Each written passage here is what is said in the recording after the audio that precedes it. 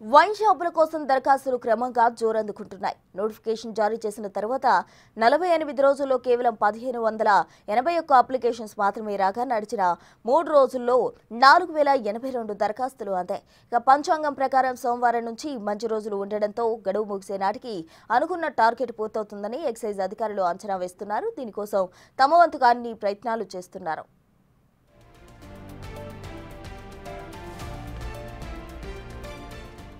వచ్చే 2 ఏళ్ల కాలానికి వైన్ షాపులు కేటాయించేందుకు ప్రభుత్వం ఆగస్టు 20న నోటిఫికేషన్ జారీ చేశారు. ఆ వెంటనే దరఖాస్తులు భారీ సంఖ్యలో వస్తాయని అధికారులు భావించారు. నోటిఫికేషన్ జారీ అయి నెలన్నర రోజులు గడిచిన అప్లికేషన్ సంఖ్య 2000కు కూడా చేరుకోలేదు. దరఖాస్తు చేసుకోవడానికి చెల్లించే నాన్ రీఫండబుల్ ఫీజును 2 నుంచి 3 లక్షలకు పెంచడమే కారణమన్న చర్చ జోరుగా నడిచింది.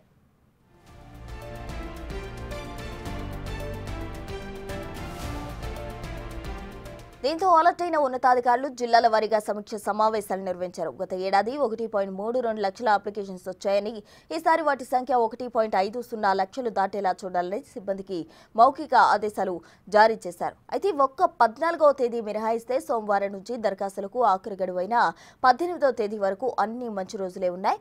దాంతో భారీ సంఖ్యలో దరఖాస్తులు వచ్చే అవకాశం ఉందని అధికారులు చెబుతున్నారు.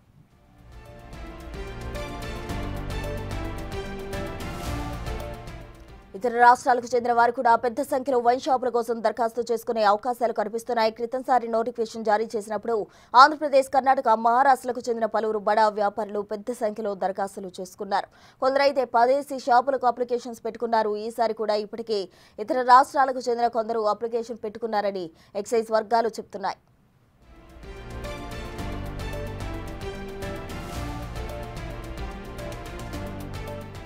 ఈసారి వైన్ షాపుల కోసం ఎక్కువగా దరఖాస్తులు రంగారెడ్డి జిల్లాలో వచ్చాయి. 2353 అప్లికేషన్స్తో ఈ జిల్లా టాప్ ప్లేస్లో నిలిచింది.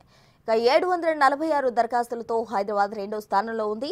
మిగతా జిల్లాల్లో కూడా అప్లికేషన్స్ క్రమంగా పెరుగుతున్నాయని అధికారులు చెబుతున్నారు. చివరి రోజుల్లో దరఖాస్తులు భారీగా వస్తాయని భావిస్తున్న నేపథ్యంలో ఎక్సైజ్ అధికారులు రాష్ట్ర వ్యాప్తంగా అదనంగా కౌంటర్స్ ఏర్పాటు చేశారు. ఇక అప్లికేషన్స్ ఇవ్వడానికి వచ్చే వారికి ఎలాంటి సమస్యలు ఎదురుకాకుండా చర్యలు తీసుకుంటామన్నారు.